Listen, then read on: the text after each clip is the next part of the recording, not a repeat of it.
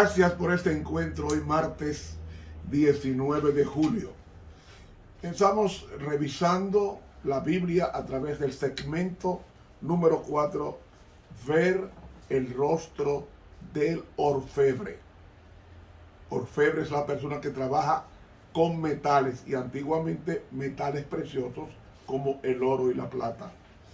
El texto para memorizar es: por tanto, todos nosotros, mirando a cara descubierta como en un espejo la gloria del Señor, somos transformados de gloria en gloria en la misma imagen como por el Espíritu del Señor. 2 Corintios 3:18. Padre nuestro, tú estás en los cielos. Es tu deseo suavizar nuestros temperamentos toscos y caracteres faltos de refinación o refinamiento.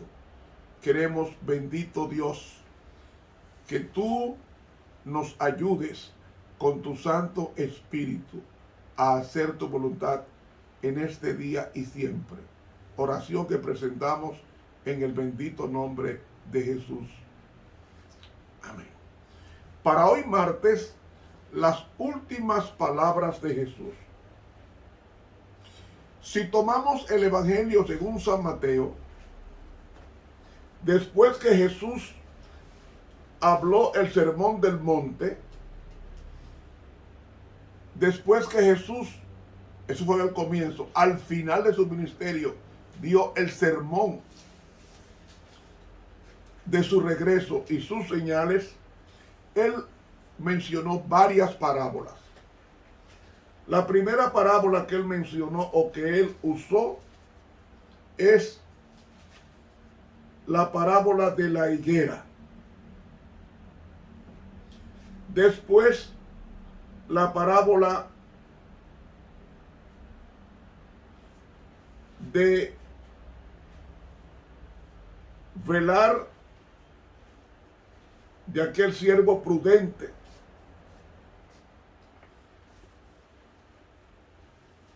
Y fiel. Tenemos la parábola de las 10 vírgenes, la parábola de los talentos y la parábola del juicio final. Luego de estas parábolas es cuando aparece el arresto de Jesús. ¿Por qué Dios habló antes de ser entregado de estas últimas parábolas de su discurso de Mateo 24? Especialmente, si nos vemos claramente analizando estas parábolas o ilustraciones, vemos que la parábola de la higuera tiene que ver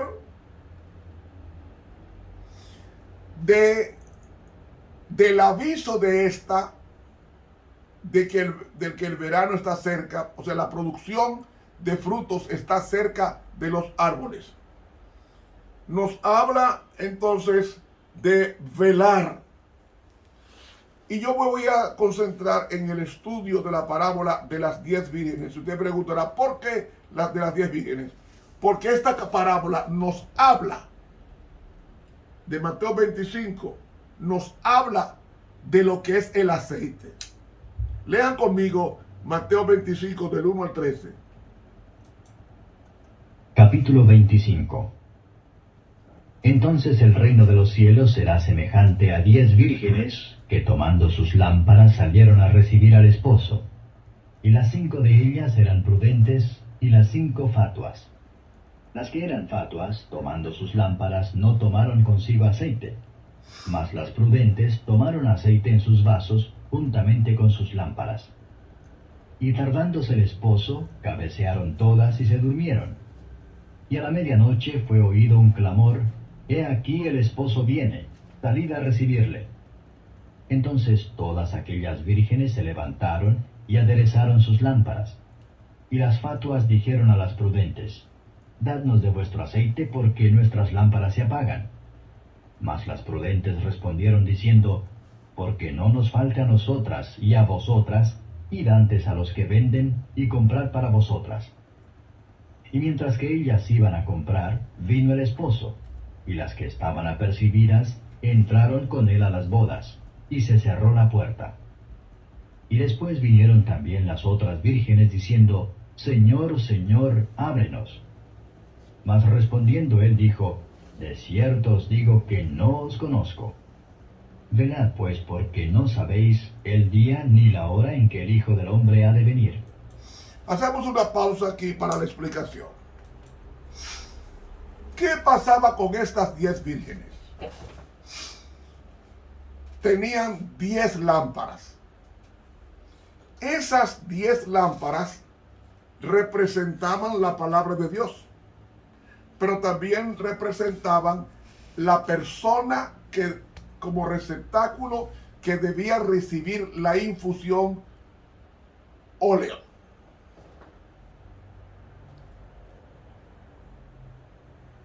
El aceite que se usaba antiguamente para ungir a los profetas, a los reyes y a los sacerdotes era un aceite machacado, aceite de oliva verde, que da un aceite de mejor calidad que la oliva madura. Entonces el aceite de olivas verdes, era machacado y eso se usaba, era una fragancia grande. Por eso es que Cristo, poco antes de morir, una mujer lo unge con perfume de alabastro, porque Jesús tenía que morir con el perfume en la cruz, como moría el cordero cuando se rociaba, cuando se mecía el incienso en el lugar santo.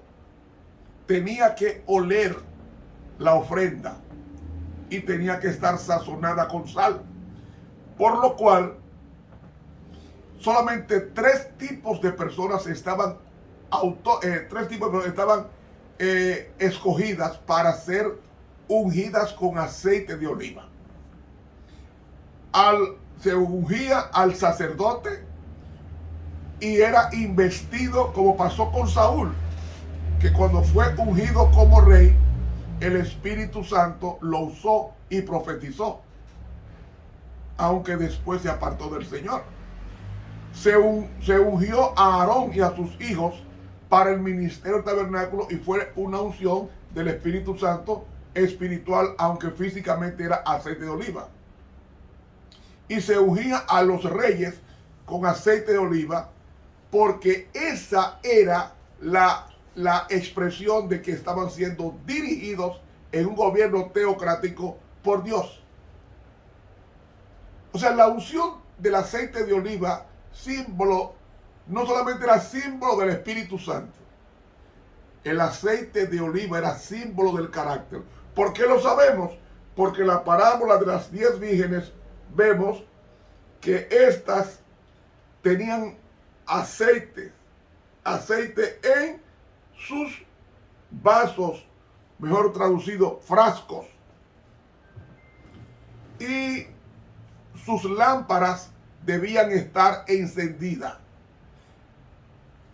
Pero ¿qué sucede?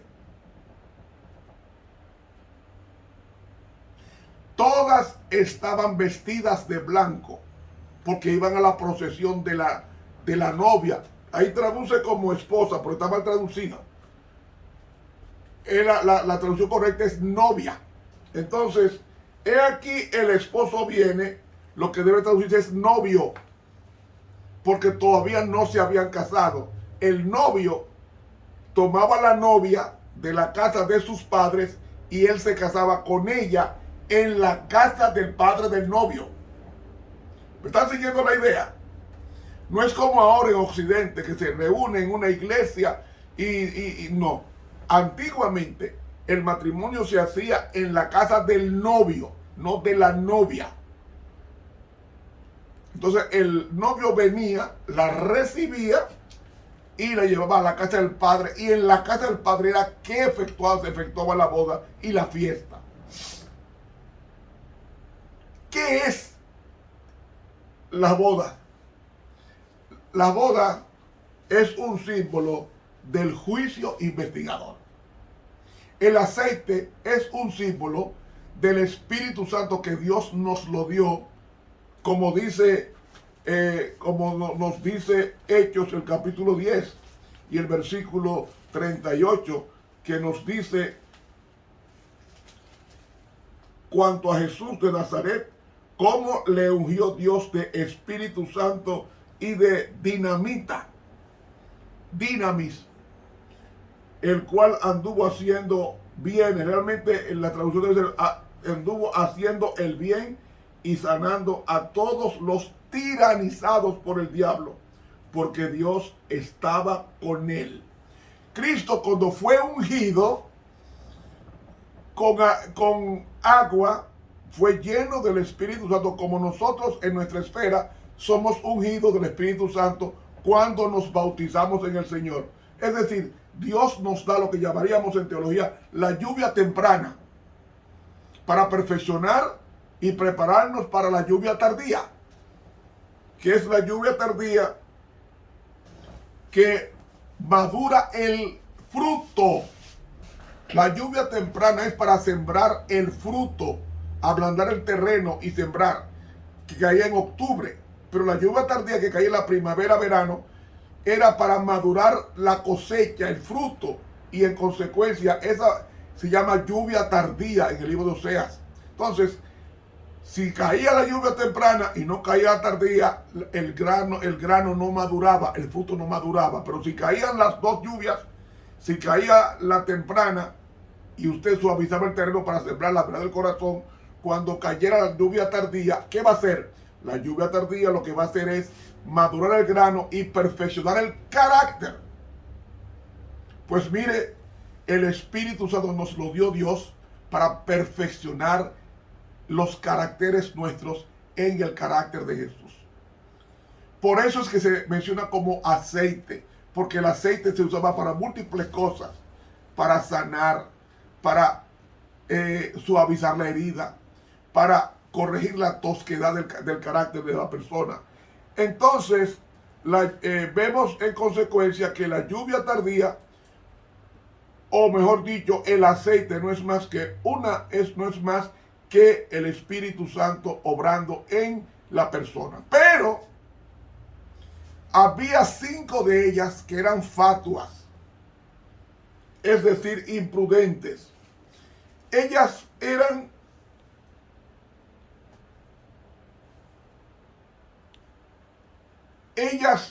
no eran íntimas amigas de la novia. Eran conocidas por la novia. Y como eran conocidas, las 5 fatuas no fueron invitadas a las bodas. ¿Qué representan las bodas? Las bodas representan el juicio investigador. ¿Qué está haciendo Cristo ahora mismo en el cielo? Investigando nuestros caracteres.